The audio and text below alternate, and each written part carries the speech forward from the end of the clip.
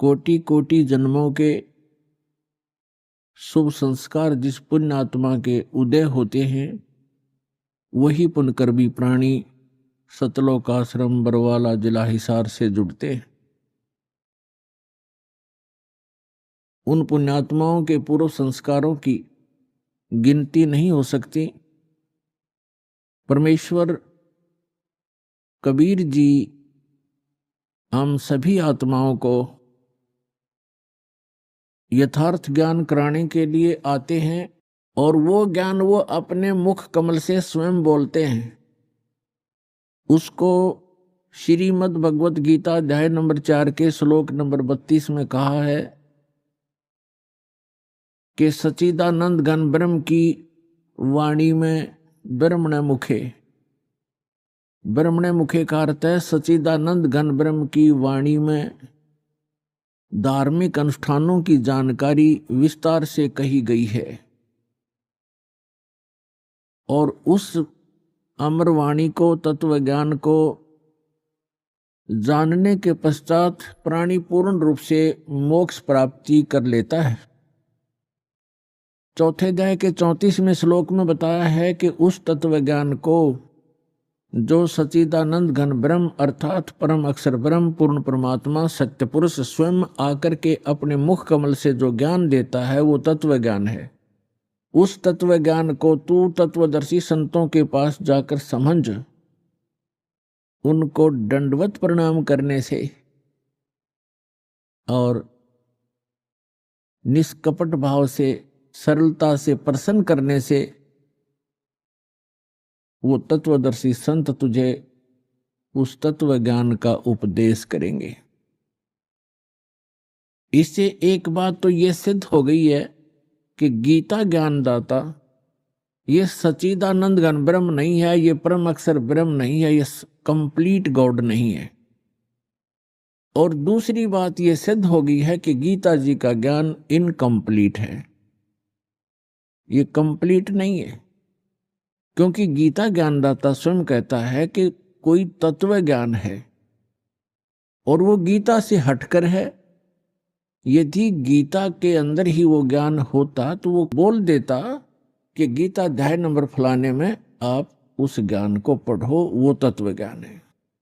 उसने स्पष्ट किया गीता ज्ञानदाता ने कि कोई और ज्ञान है जो गीता का ज्ञान मैं दे रहा हूं उसे हटकर है, और वो कंप्लीट ज्ञान है, कंप्लीट स्पिरिचुअल नॉलेज है। और तीसरा कंसेप्ट ये क्लियर हो गया कि गीता ज्ञानदाता भी उस तत्व ज्ञान से परिचित नहीं है, इसलिए उसने तत्वदर्शी संतों के पास जाकर तत्व ज्ञान को समझने के लिए अर्जुन को कहा है। तो वो तत्वदर्शी संत पुण्यात्माओं, ये दास है रामपाल दास, वो तत्वदर्शी संत है।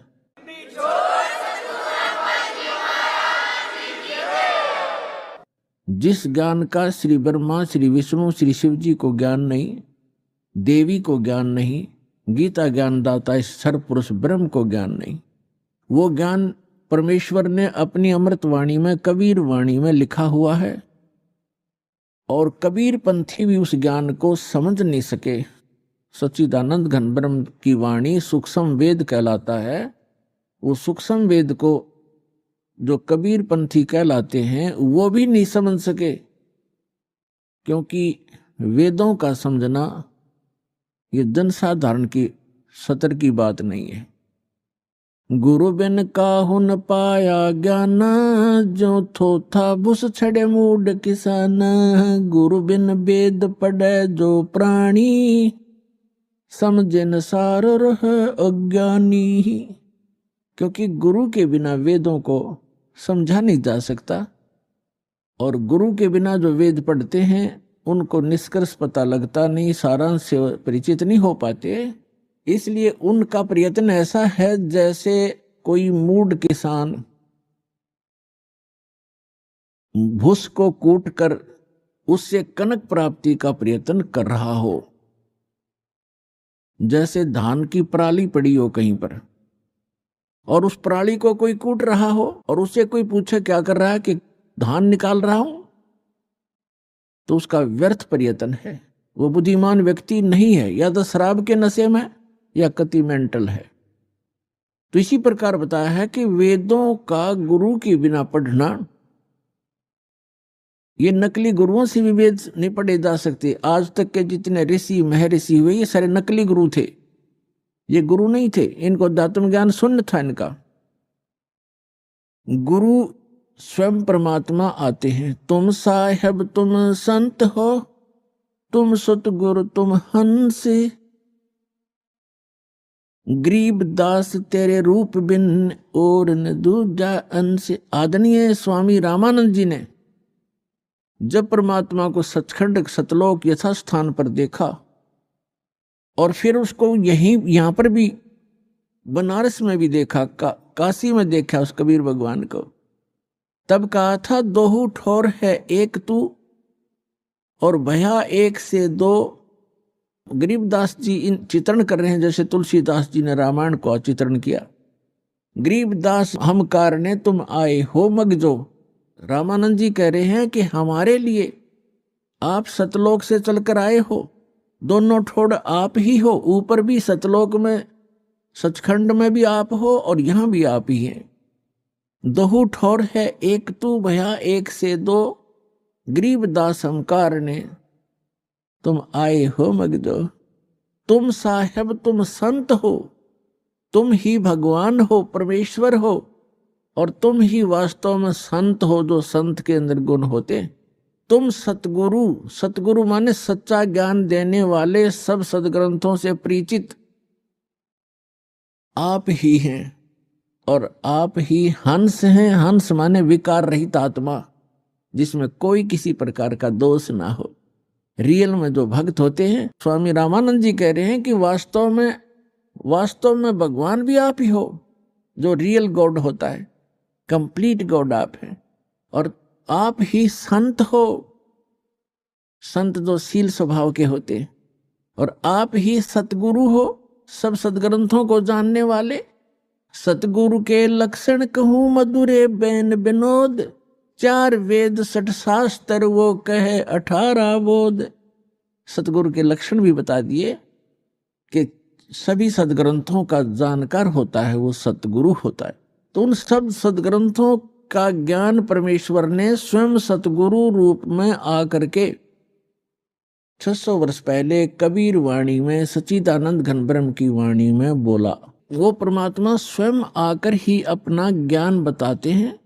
वो वास्तव में गुरु होते हैं और उनके द्वारा बोली गई अमृतवाणी लिपिबद्ध की जाती है। वो सूक्ष्म वेद है, सच्चिदानंद घन ब्रह्म की वाणी है, वो कबीर वाणी है। उस सूक्ष्म वेद को कबीर पंथी नहीं समझ सके। अन्य समाज तो कोसों दूर है उनके विधान और परमात्मा के ज्ञान से। लेकिन जो कबीर पंथी कहलाते थे ये नकली हैं सारे, क्योंकि इनके पास कबीर साहब का यथार्थ ज्ञान नहीं, इनके पास यथार्थ भक्ति विधि नहीं। तो इसलिए उसके पश्चात परमात्मा स्वयं फिर अन्य महापुरुषों को भी मिले अपना साक्षी बनाने के लिए कि कबीर इज गॉड। पुण्यात्माओं, परमात्मा का जो ज्ञान है परमात्मा ही करा सकता है। जीव अपनी शक्ति बल से या अपने अभ्यास प्रयत्न से परमात्मा को नहीं जान सकता। अगर ये जान सके होते तो हजारों वर्ष इन्होंने समाधि मेडिटेशन करके देख लिए। अब जो 2.5 घंटे सुबह 2.5 घंटे शाम भक्ति करके मोक्ष का दावा करते हैं वो खोखला दावा उनका। हजारों वर्ष उन्होंने इस शरीर में खूब टक्कर मार ली और लास्ट में कह दिया गॉड इज फॉर्मलेस, परमात्मा निराकार है, परमात्मा का केवल प्रकाश देखा जा सकता। तो परमात्मा नहीं देख सके वह, परमात्मा का जो प्रकाश देखा है तो परमात्मा बिना प्रकाश होगा किसका। वो तो ऐसा है जैसे ये शरीर है हमारा, ये ऐसा है जैसे किसी सरोवर तालाब के साथ में कोई मकान बना हो, कोई महल बना हो, और उस सूर्य का प्रकाश उस सरोवर के जल से रिफ्लेक्ट होकर, प्रतिबिंब होकर के, और उस मकान की किसी छत पर लग रहा हो। तो वहां उसका प्रकाश तो सूर्य का है, लेकिन वो सूर्य नहीं है। और कोई ये कहे ये प्रकाश तो सूर्य का है जो घर में हम देख रहे हैं, लेकिन सूर्य निराकार है, तो क्या वो बुद्धिमान व्यक्ति हो सकते? तो इस शरीर रूपी महल में उस परमात्मा का रिफ्लेक्टेड यानी प्रतिबिंब देखते हैं ये लोग, और लास्ट में इन्होंने यही मान लिया कि परमात्मा निराकार है, परमात्मा का केवल प्रकाश देखा जा सकता है त्रिकुटी में या जहां भी वो ध्यान का व्यर्थ प्रयत्न करते। तो परमात्मा बिना प्रकाश किसका हो गया वो? तो परमात्मा निराकार कैसे है जब उसका प्रकाश आपने देखा तो है कहीं वो?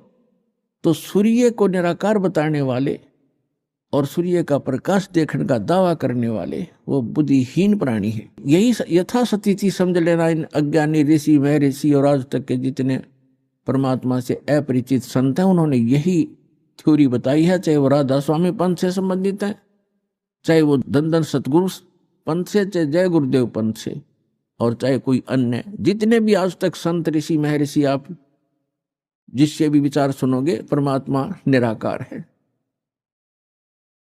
और जो निराकार और साकार दोनों स्थिति बताते हैं वो कति अनजान है। वो कहते हैं परमात्मा मूलतः तो वो निराकार ही है, लेकिन यहां साकार बनकर आता है, जैसे श्री राम और श्री कृष्ण रूप में। कोई बात हुई? फिर निराकार साकार अलग कैसे हो गया? तो साकार मानो या निराकार मानो उसको, तो दोनों सच्ची नहीं होती किसी वस्तु की।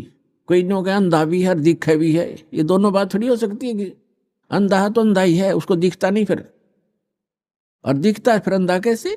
निराकार है तो साकार कैसे हो? साकार है तो निराकार कैसे? तो जिन महापुरुषों को परमात्मा स्वयं मिले अपने प्रयत्न से, पुण्यात्माओं, आज तक किसी ने भगवान को पाया नहीं। राज्य भी त्याग दिया, परिवार भी त्याग दिया, जंगल में वन में जाकर के गुफाओं में भी रह लिए, धुने लगाकर प्रयत्न किए, चारों तरफ आग बाल कर, और झरनों में खड़े होकर भी साधकों ने परमात्मा प्राप्ति का प्रयत्न किया, लेकिन ऑल इन वेन यानी सभी निष्फल रहे, क्योंकि उनकी साधना अकॉर्डिंग टू द शास्त्र नहीं थी। उनकी साधना शास्त्र अनुकूल नहीं थी, मनमाना आचरण था। और अब भी जो कर रहे हैं मनमाना आचरण, वो भी अपना जीवन व्यर्थ कर रहे हैं। जैसे श्रीमद् भगवद गीता अध्याय नंबर 16 के श्लोक 23 और 24 में स्पष्ट किया है कि शास्त्र विधि को त्याग कर जो मनमाना आचरण करते हैं उनको न तो कोई सुख होता है, न उनकी परम गति होती है, और न ही उनका कोई कार्य सिद्ध होता है, उसको कोई सिद्धि भी प्राप्त नहीं होती, अर्थात यूजलेस, व्यर्थ। इसलिए गीता अध्याय नंबर 16 के श्लोक नंबर 24 में स्पष्ट किया है, इससे तेरे लिए अर्जुन कर्तव्य और अकर्तव्य की व्यवस्था में सदग्रंथ ही प्रमाण है। सदग्रंथों के आधार से ही आप अपना कौन सी साधना करनी चाहिए, कौन सी ना करनी चाहिए, ये निर्णय कीजिए। किसी की दंत कथा लोकवेद पर विश्वास मत कीजिए। तो जितने भी ये कह रहे हैं कि परमात्मा निराकार है, वो एक कहीं रहता नहीं है, उसका कोई बॉडी नहीं है, परमात्मा बॉडीलेस है, तो ये सब भ्रमित हैं, इनको कतई ज्ञान नहीं अध्यात्म मार्ग का। और जिन महापुरुषों को परमात्मा आकर मिले वो स्वयं ही आकर मिले, उनका एक विधान है, वो ऐसी लीला करते ही करते हैं जैसे हमारे वेद प्रमाण करते हैं। ऋग्वेद मंडल नंबर 9 सूक्त 86 मंत्र 26 और 27 में, ऋग्वेद मंडल नंबर 9 सूक्त 82 मंत्र 1, 2, 3 में, ऋग्वेद मंडल नंबर 9 सूक्त 54 मंत्र 3 में, ऋग्वेद मंडल नंबर 9 और सूक्त 94 के मंत्र 1 में, ऋग्वेद मंडल नंबर 9 सूक्त 95 के मंत्र नंबर 2 में, ऋग्वेद मंडल नंबर 9 सूक्त 96 के 96 के मंत्र 16 से लेकर 20 में, ऋग्वेद मंडल नंबर 9 सूक्त 20 के मंत्र 1 में, ऋग्वेद मंडल नंबर 9 सूक्त 1 मंत्र 8 और 9 में। और भी अनेक स्थानों पर यह प्रत्यक्ष प्रमाण है कि परमात्मा ऊपर रहता है सतलोक में, तेजो में, लोक में, धाम में वो एक पृथ्वी है जो स्वप्रकाशित है, और वहां परमात्मा एक राजा के समान विराजमान है सिंहासन पर, यानी तख्त पर। सिंहासन पर कहो, तख्त कहो, जैसे कहते थे ना दिल्ली के तख्त पर बाबर का राज्य इतने वर्ष तक रहा। तख्त माने सिंहासन, गद्दी। तो अनंत कोट ब्रह्मांड के कंट्रोलर के सिंहासन यानी तख्त पर वो परमात्मा राजा के समान विराजमान है, और वहां से गति करके आते हैं, अच्छी आत्माओं को मिलते हैं और उनको यथार्थ ज्ञान कराते हैं, अपने से परिचित कराते हैं। वो लीला कबीर परमात्मा ने, अल्लाहू अकबर ने, सच्चिदानंद घन ब्रह्म ने की है, जो काशी में 120 वर्ष तक जुलाहे की लीला करके सहस्री राय थे, सहस्री चले गए। अपने गुणों के अनुसार वो परमात्मा किन किन महापुरुषों को कलयुग में मिले, जो दास के नोटिस में है, नॉलेज में है। आदरणीय धर्मदास साहिब जी, आदरणीय मुल्कदास साहिब जी, आदरणीय दादू साहिब जी, आदरणीय नानक साहिब जी सिख धर्म के प्रवर्तक, आदरणीय गरीबदास साहिब जी गांव छुड़ानी जिला ददर हरियाणा वाले, आदरणीय गीसा दास जी गांव खेखड़ा जिला मेरठ उत्तर प्रदेश वाले, आदरणीय स्वामी रामानंद जी बनारस वाले, काशी वाले, इन महापुरुषों को वो परमात्मा अपनी लीला अनुसार, अपने गुणानुसार मिले और इनको सचखंड लेकर गए।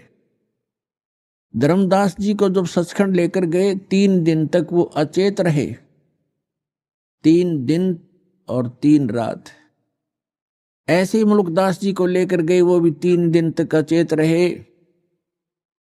ऐसे ही नानक जी को लेकर गए, सिख धर्म के प्रवर्तक को, 3 दिन तक वो लापता रहे। उनका शरीर कहीं जंगल में रख दिया, उनकी आत्मा को लेकर परमात्मा सचखंड गए। तीसरे दिन उनको वापस छोड़ा। वहां के उपस्थित व्यक्तियों ने सोच लिया था कि ये बेई नदी के अंदर जल में डूब गए हैं नानक जी, क्योंकि डुबकी लगाकर पानी से बाहर नहीं आए थे, स्नान करने के लिए डुबकी लगाई थी, वहां से अंतर ध्यान हो गए थे। इसी प्रकार आदरणीय दादू साहिब जी को परमात्मा लेकर गए थे, 3 दिन तक वो भी अचेत रहे थे, 3 दिन 3 रात। और तीसरे दिन फिर आकर के परमात्मा ने उनकी आत्मा वापस डाल दी थी, वो सचेत हो गए थे। उसके बाद आदरणीय गरीबदास साहिब जी को भी परमात्मा दिन के 10 बजे मिले थे, खेतों में, जंगल में गौ चरा रहे थे वहां पर, तो वहां से लेकर गए थे और उनको उसी दिन शाम को देर रात तक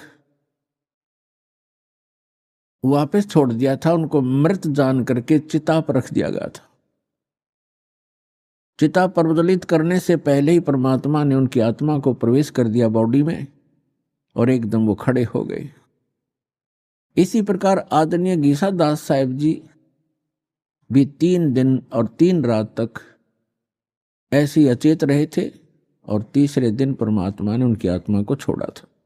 तो इसी प्रकार रामानंद जी कुछ घंटों तक ही परमात्मा के साथ ऊपर रहे थे, 5-6 घंटा, और फिर उनकी आत्मा को जो वापस छोड़ा तो वो परमात्मा के गवाह बने, साक्षी बने। तो पुण्यात्माओं, उनमें से आदरणीय गरीबदास साहिब जी गांव छुड़ानी जिला झज्जर वाले, इनको परमेश्वर ने अपना यथार्थ ज्ञान पुनः दिया। वैसे तो अन्य महापुरुषों को भी बताया, लेकिन उस समय की वाणी जो है बीच में थोड़ी बहुत कोई रह जानी थी, इधर उधर पूरी संग्रहित नहीं हो पानी थी। तो गरीबदास जी के रूप में परमात्मा ने उस प्यारी आत्मा के माध्यम से अपना कंप्लीट ज्ञान दिया। और एक गोपाल दास नाम के एक दादूपंथी संत ने वो लिखी और गरीबदास जी बोला करते थे। ऐसे ही धर्मदास साहिब जी ने लिखी थी, परमेश्वर कबीर जी बोला करते थे। लेकिन इतने समय गुजर जाने के बाद उसमें मिलावट हो जाना स्वाभाविक था। इसलिए परमात्मा ने आदरणीय गरीबदास साहिब जी के द्वारा अपना यथार्थ ज्ञान पुनः प्रकट करवाया। और इसका प्रमाण उन्होंने पहले ही बोला था कि 12वां पंथ गरीबदास पंथ होगा और गरीबदास जी के माध्यम से मेरी वाणी पुनः प्रकट होगी, प्रकाश होगा। तो गरीबदास जी ने बताया है, हम सुल्तानी नानक तारे दादू को उपदेश दिया, जात जुलाहा भेद न पाया यो काशी माहे कबीर हुआ। गरीबदास साहिब जी कह रहे हैं कि हम इंक्लूडिंग मी यानी गरीबदास सहित नानक जी को, अब्राहिम सुल्तान अधम को और दादू जी को, गरीबदास साहिब जी कह रहे हम सबको पार किया। किसने? परमात्मा कबीर जी ने। और कौन है वो कबीर जी? जो धानक रूप में, जो लाहे रूप में काशी में 120 वर्ष तक रहे थे। वो परम अक्षर ब्रह्म, वो सत्य पुरुष, वो अकाल मूर्त हैं, वो शब्द स्वरूपी राम है।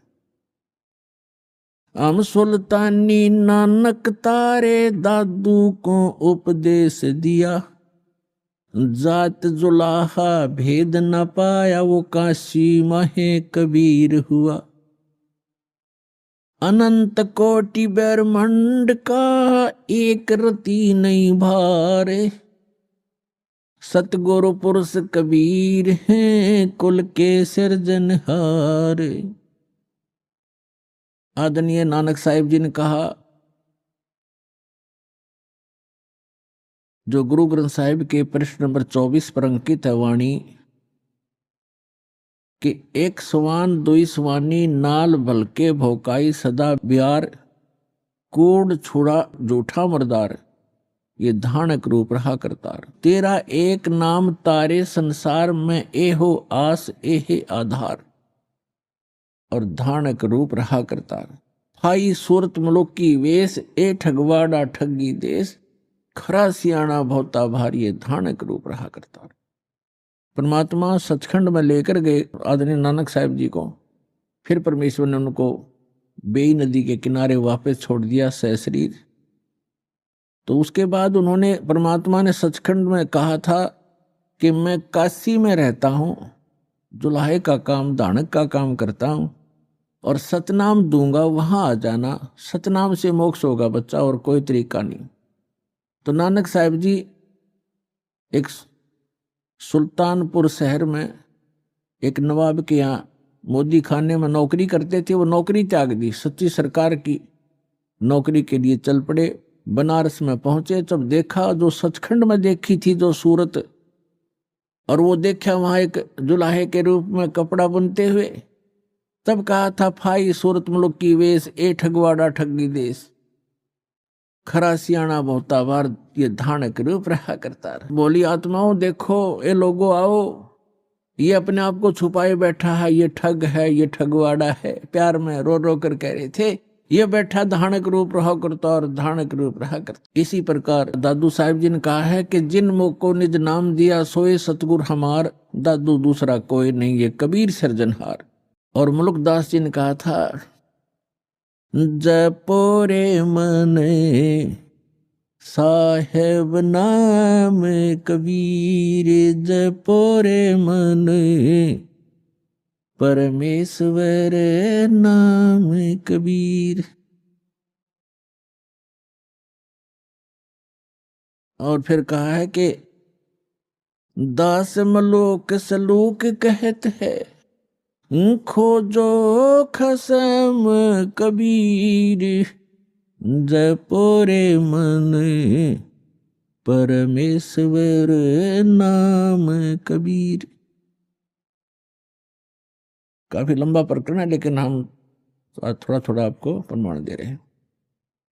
और आदरणीय धर्मदास जी ने कहा है, आज मोहे दर्शन दियो जी कबीर, आज मोहे दर्शन दियो जी कबीर, सत्यलोक से चल कर आए, सत्यलोक से चल कर आए, काटन काल की जंजीर आज मोहे, दर्शन दियो जी कबीर आज मोहे, दियो जी कबीर।